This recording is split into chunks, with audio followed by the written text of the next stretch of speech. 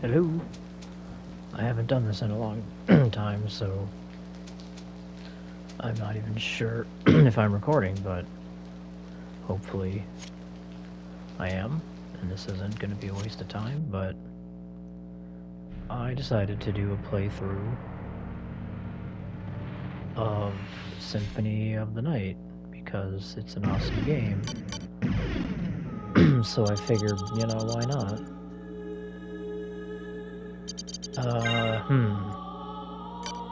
So I do have, I'm just gonna do a new game here. I think we're gonna do a tribute to Angry Video Game Nerd here. Hopefully some of you are fans. That is, if there's more than 3 people watching this.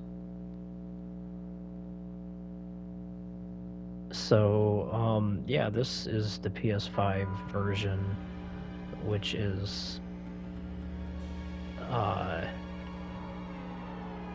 want to say it's basically the original, like Japanese version, but I think they redubbed the dialogue, because they speak English, but the voice actors are clearly, different from the North American version. And there's a few differences in the game as well. I'm gonna skip this, sorry. I don't care. Old school cutscenes are painful to watch. So anyway, yeah, you can open that up, and I think there's basically just some hearts up there, but we're not gonna get those. Dracula, die now and leave this world. You'll never belong here. Oh, but this world invited me. Your own kind called me forth with praise and tribute. Tribute? You're a thief. You steal men's souls, their freedom.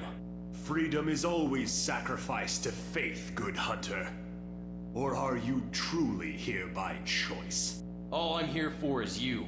To hell with your heresy! You're nothing but a blight on mankind. Ha! Mankind. A cesspit of hatred and lies.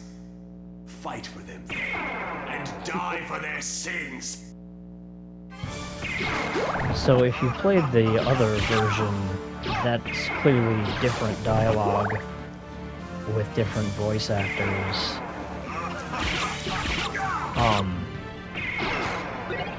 Oh no, I don't want that. So yeah, that's one thing different. A lot of people have gone online and, you know, talked about the corny dialogue in the North American version. In fact, it was even referenced in a game called Guacamelee on the Switch. If you ever get a chance to play those games, they're great side-scrolling, you know, Metroidvania types. But at the beginning of Guacamelee 2, actually, it's the second one of the characters, you're talking to, like, the main bad guy, but it's, like, from the last game, or from the first game, like the first Guacamelee, and I don't remember what the exact dialogue is, but he's like, he says something about mankind or something, and in the game you play like a Mexican wrestler type called the Luchador, and he's like, what is a Luchador? A miserable little pile of secrets, but enough talk, have at you. Which is what he says in the North American version. I'm skipping that too. So that was clearly a reference to the North American version of this game. And that game is full of little references. Like, there's some old school ones, like, there's like a part where you go to different universes, and you go into a game called Bad Hombres, which is clearly a reference to Bad Dudes from, like, the NES. So, if you have a Switch, play Guacamelee and Guacamelee 2. I mean, if you like Metroidvania types, they're great games. Anyway, so Symphony of the Night, it's one of my 2 favorite Castlevania games. If I had to pick a favorite, I honestly can't, but I can narrow it down to this game or Dawn of Sorrow for the DS. Dawn of Sorrow is basically a sequel to Aria of Sorrow for the Game Boy Advance. Alucard, what is your business here? I've come to put an end to this. Ever the insolent boy. But there'll be no games here. If you will not behave, be gone. I will do neither. Step aside, old man. Such arrogance. Very well. But I shall see you very soon.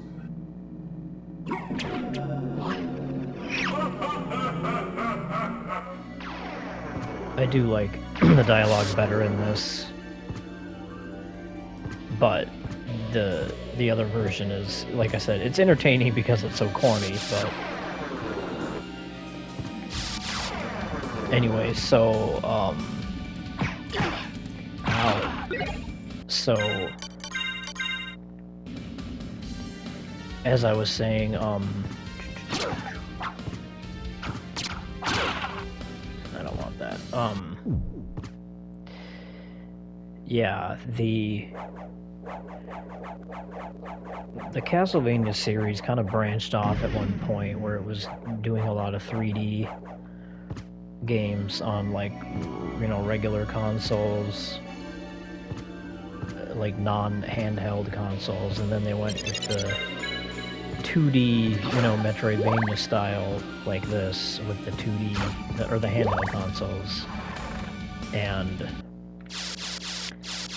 I think most people would agree that these types, you know, the 2D style side-scrolling are better than the 3D ones. I did play some of the 3D ones, like I think it was Lament of Innocence on the PS2, and there was one on the Xbox, I don't remember what it was called, but I played that one.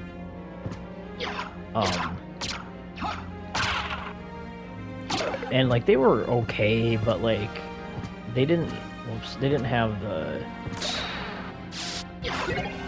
you know, the heart, I guess, for lack of a better term, that these games had. You know, these games have, like, the graphics have all this, so much detail, and the 3D ones, the graphics were really kind of bland, and, you know, it just felt really generic. I mean, and like I said, they weren't, like, bad games per se, but the side-scrolling ones were much better. And yeah, I know they had 3 of them on the Game Boy Advance, which were all pretty good, and then 3 on the DS, Nintendo DS, and those were all good too. But there was one on the Game Boy Advance called Aria of Sorrow. Did I say Dawn of Sorrow? I might have got those mixed up. But Aria of Sorrow was on the Game Boy Advance, and then Dawn of Sorrow is basically the sequel to that, and it was on the DS, and it was a really good game. You play as the same character that you play in Aria of Sorrow.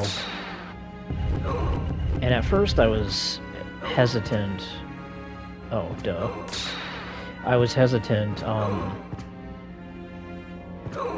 about liking that character because you're not like a Belmont, you know, you don't have a whip. Of course, this game you don't have a whip either, and I love this game. But anyway, it's, you know, like, you play this guy named Soma, and I was like, who is this, you know? But he has this ability to, like, absorb enemy souls, and it added this whole new mechanic to the game, and it was actually a really cool idea. Every enemy in the game has a certain percent, you know, of a chance to drop their soul, basically. So every time you kill an enemy, just like I'm doing now, you can get their soul, which you can then equip.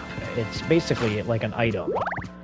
And there's different types of souls, like there's bullet souls that are like basically like your sub-weapons in this game. But then there's other ones that give you different abilities. You can even get like the boss fights, you know, you get their souls, which gives you some pretty good abilities, and I thought it was a cool idea. And anyway, so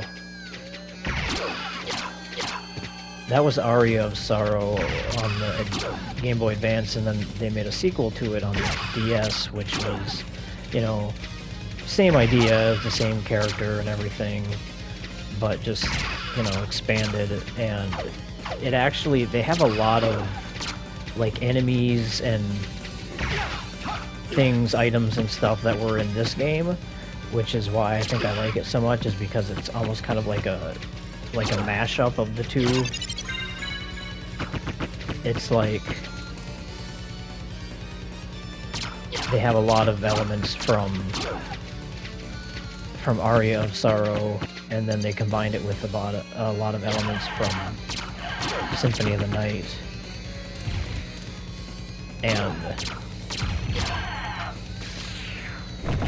you can even play as Alucard in Dawn of Sorrow. After you beat it, you know, you can... I don't even remember how you do it. I think you have to name your character Alucard or something. I know you can play as Richter as well, I'm pretty sure. Or I think... no, that's how it works. You can play as Richter, but then not far into the game you meet Alucard, and you can basically switch to control him. And I think there's a third character you can get to, but I know you can like switch between like Richter and where am I going? And Alucard, and I think, like I said, there's another one. I think this is a save room. I don't need to save it. I'm not gonna die. Psh. No, I probably will now that I said that. But yeah, Dawn of Sorrow was a really great game. And it's funny, because depending on the day, you know, if I start playing Dawn of Sorrow, I'll be like, oh no, this is my favorite. But then when I'm playing Symphony of the Night, I'm like, no, this is my favorite. But it's definitely one of the two. It's a tie. You throw your axe at me.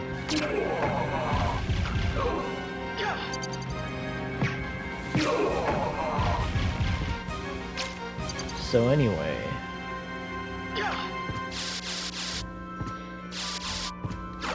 so yeah, one thing, if you ever play this game, I mean, by this point, if you haven't played it, you probably aren't going to. But I was gonna say the spells come in really handy. You can cast spells by doing like a button input, which is what I did, like right there. And it takes magic, but your magic refills automatically, so you may as well use it. But the two really good spells are Tetra Spirit, which I'll do that in a second here. Oh, no, I don't want that. I want the holy water.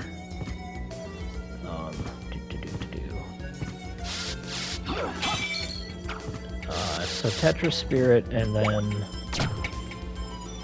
Soul Steal. Soul Steal is hard to do,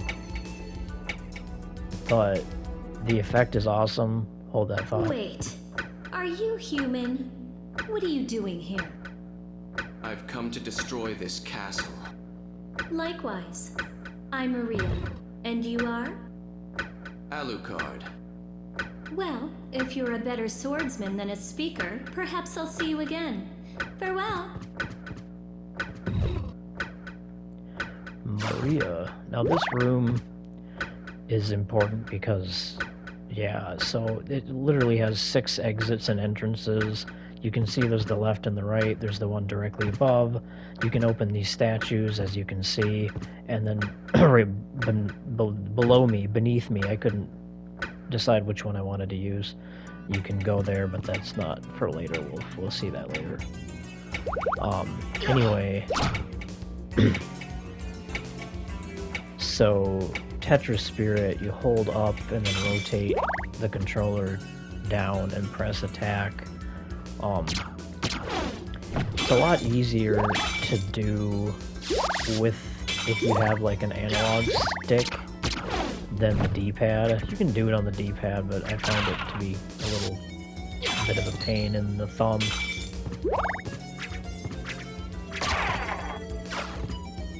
And I know I said I was going to do Tetris Spirit, but I'm waiting for a worthy enough enemy.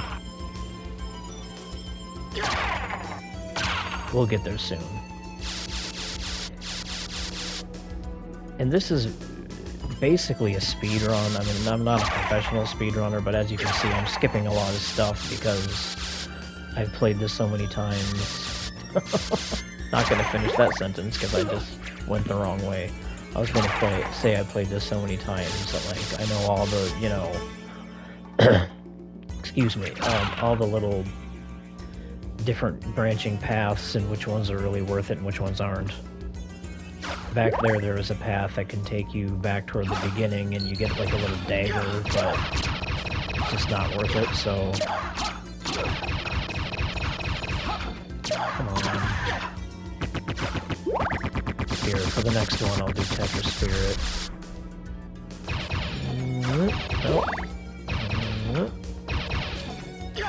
There we go.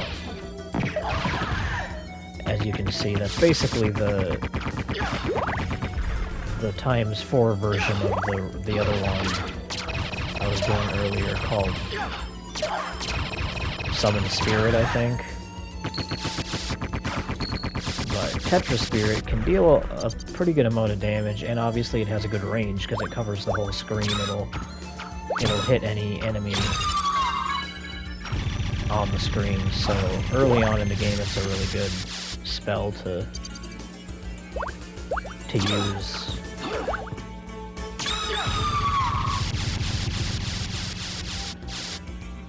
Maybe on this playthrough I'll get turned into the big gargoyle statue. I'll explain that in a minute. So, this part, I wouldn't really consider this cheating. Oh, this is a guy you probably want to use your Tetris Spirit against. Of course, it's probably going to end up running into these stupid Medusa heads. Oh, come on. No, hit that guy. I got a few hits on him. Would you? I hate these Medusa heads. Like James Rolfe said, anything with a wave-like pattern gives you anxiety. Anyway, so you want to kill that guy and go in here. Like I said, I wouldn't really consider this cheating because it's programmed right into the game. It's not like a glitch. But this will give you a nice little advantage early on. So obviously you go into that little section of wall and you just stand here. And it brings you down here. You can get the Jewel Knuckles and the Mirror Cuirass.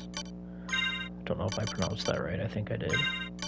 And these will be, as you can see, my attack goes up a decent amount. I mean, you know, for this point in the game. And then the Mirror Cuirass is slightly better than what I had.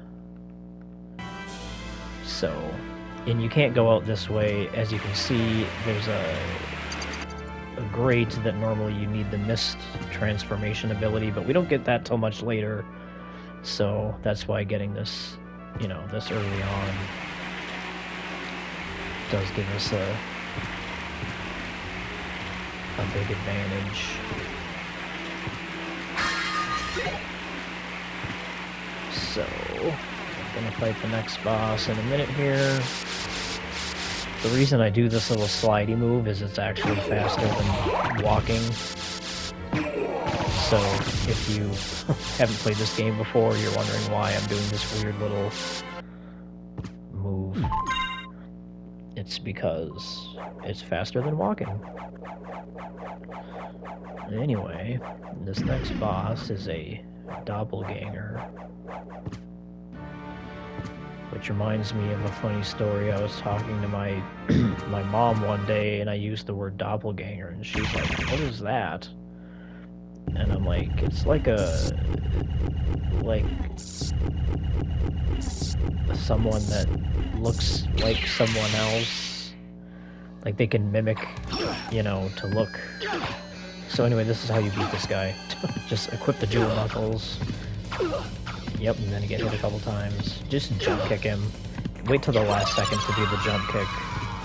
That's all there is to it. Anyway, I was like, you know, explain roughly what a doppelganger is to the best of my knowledge, and she's like, "Who came up with that word?" I'm like, "Well, I don't know who invented the word, but you know," and she was like, basically acting like it was like it wasn't a real word. And I'm like,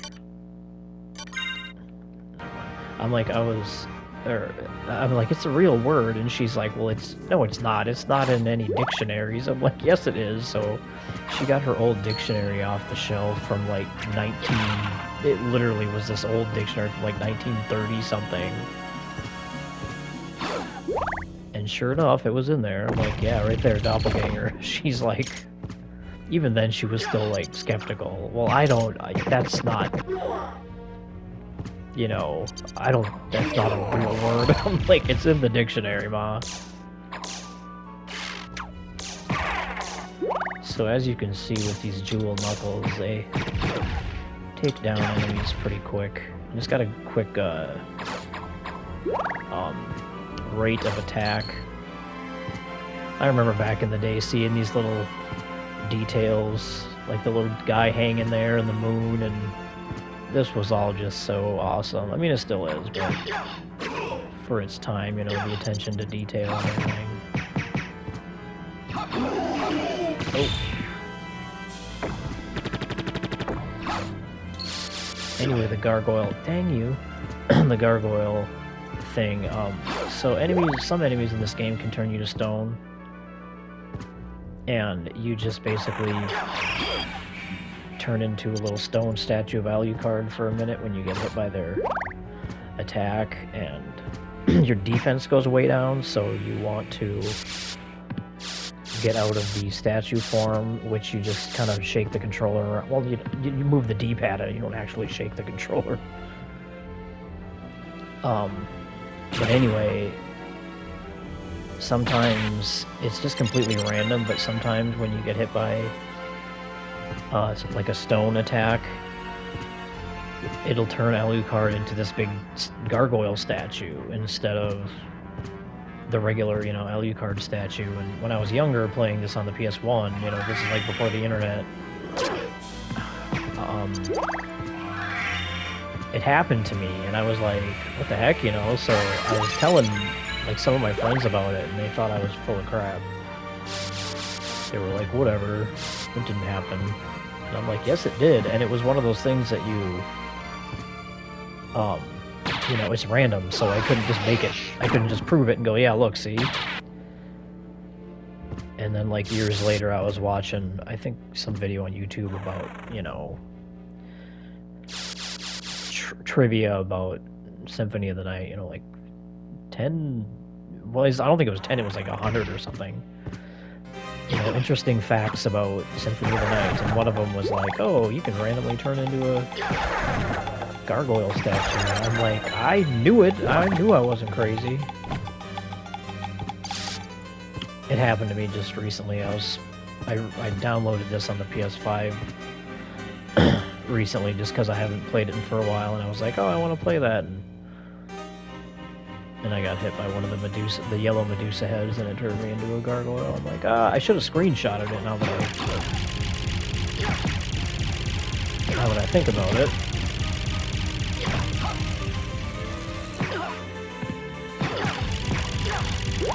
Die, books.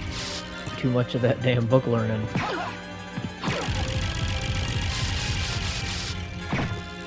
Alright, so...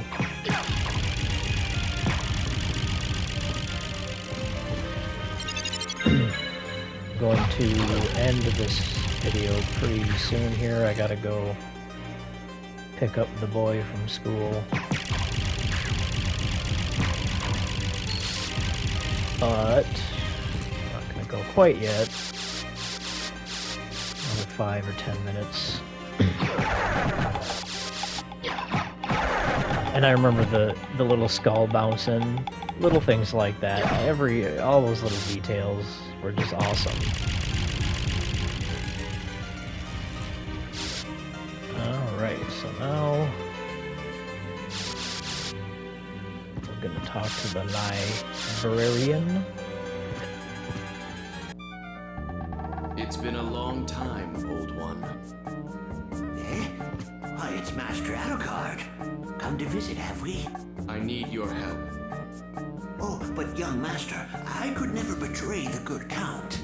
You won't go unrewarded. Really? In that case, just tell me what you need.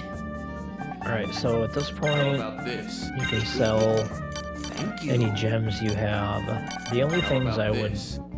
say to buy is definitely the Jewel of Open, because we need this to advance in the game, so we're gonna buy the Jewel of Open. Thank you. And then I usually buy the map, which is weird because like I have this whole thing memorized, but there's the map for like, I think it's like 105. What a random number. Why 105? And then usually if I have enough, I buy another library card, but I don't because they're like 500 gold. I only have 4 or something, which is fine. I don't need it. Just make sure you get that Jewel of Open, because, like I said, you can't get any further in the game without it. I mean, obviously, if you want to, like, you know, farm gold and buy some of the weapons, like, you can, but you don't need to.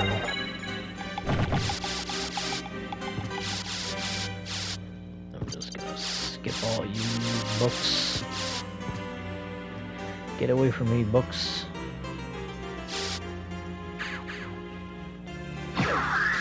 Those stupid things, if they hit you, they curse you and you can't attack until the curse wears off, so I'm always really careful not to get hit by those stupid things.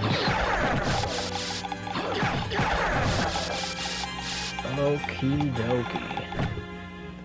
So now, after you get the Jewel of Open, ooh, it's all foggy. Like them Terries, especially when they get froggy. That's a Key and Peele reference.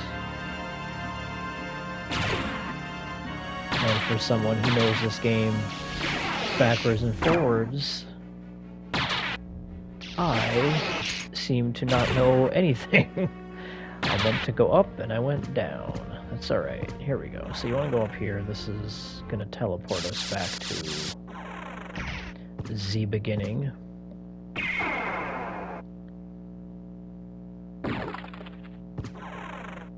Because right before the first boss, there's another hallway you can go down that initially will be blocked because the door is sealed. Obviously, that is what the Jewel of Open is for. There are 2 doors it can open. We'll get to the other one later. I always thought that was funny how punching someone can basically like split them in half. I mean, it kind of makes sense that the skeletons would just shatter into pieces if you punched them, but the other guy's like, looks like you took a a scimitar to their gut.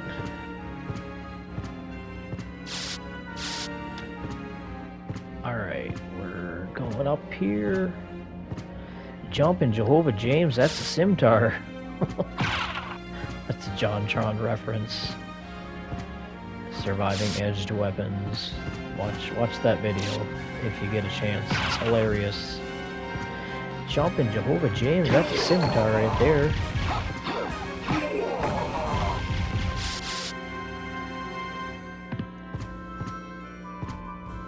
I started saying that after I watched that video.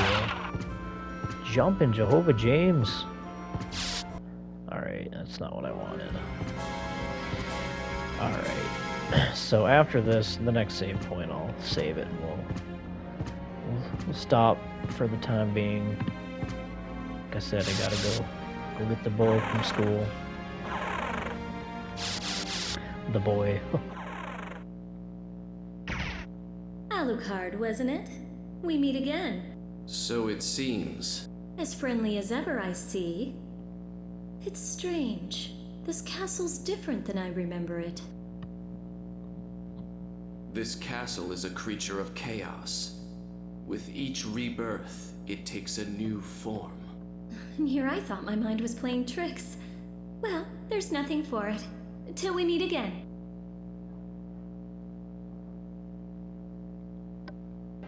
Okay. Alright, so... The Royal Chapelle. Not to be confused with the Dave Chapelle. Don't you breathe fire at me. So these stupid things, as you can see, when they die, oh my gosh, they drop the thing that's behind them, which is the other skull, except at the top it's like a big spiky ball. But ow, that's what happens obviously if you get hit with it. You don't take a ton of damage, except you do from the spiky ball. The skulls obviously, as you saw, just do like 5 damage. So you know what, here I'm not wasting my time with that. Just do your best to avoid that, because it does a good amount of damage. Alright.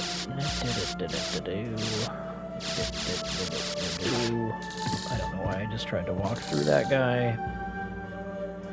Or that sword. The Zord.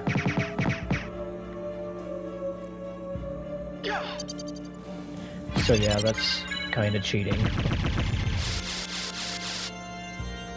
Anyway, so go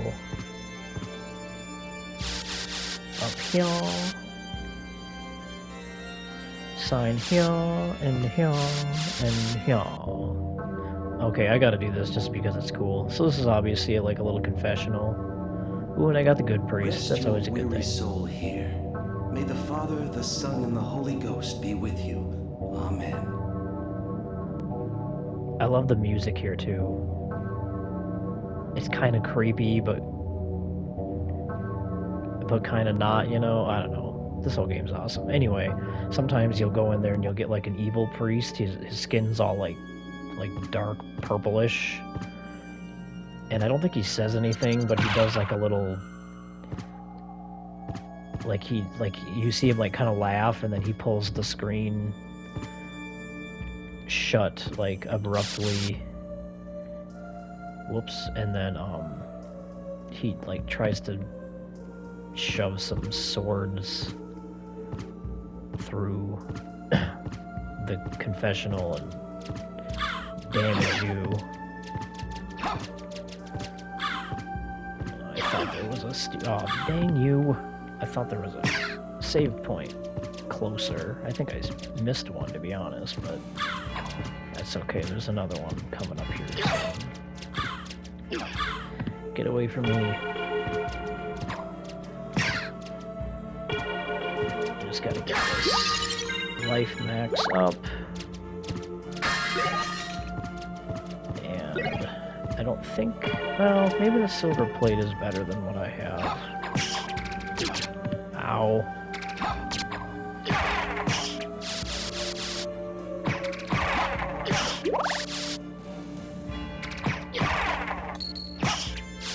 punch you in the butt, bat.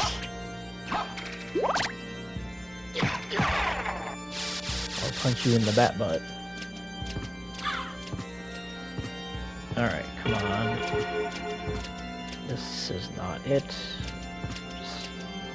I'm second guessing myself to see if I missed any of that. Ah, dang it, I think I might have missed the life max up, but now that I go up here, I'm gonna be wrong. Nope, I was wrong. Yep, I know this game backwards and forward. I don't remember what item's up here. I don't remember which way to go. It's been a while. Anyway, here's another boss, but with the jeweled knuckles, easy peasy.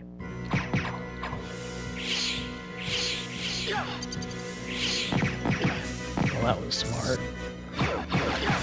So, like a lot of enemies, if you get right next to them and duck, somehow you can dodge their attack. And then he'll lay these eggs, but you can just take them out in like one hit. And DED. Give me my money. You look like you're doing well for yourself. Mm-hmm. And you didn't come here to flatter me. True. Do you know the name Richter Belmont? Belmont? Of course. Why? He disappeared about a year ago. I'm sure he's here now. If you see him, please let me know. As you wish, my lady. A gentleman after all. Thank you. I like how they bring up the little sprite from the NES game. I remember a Belmont, but he was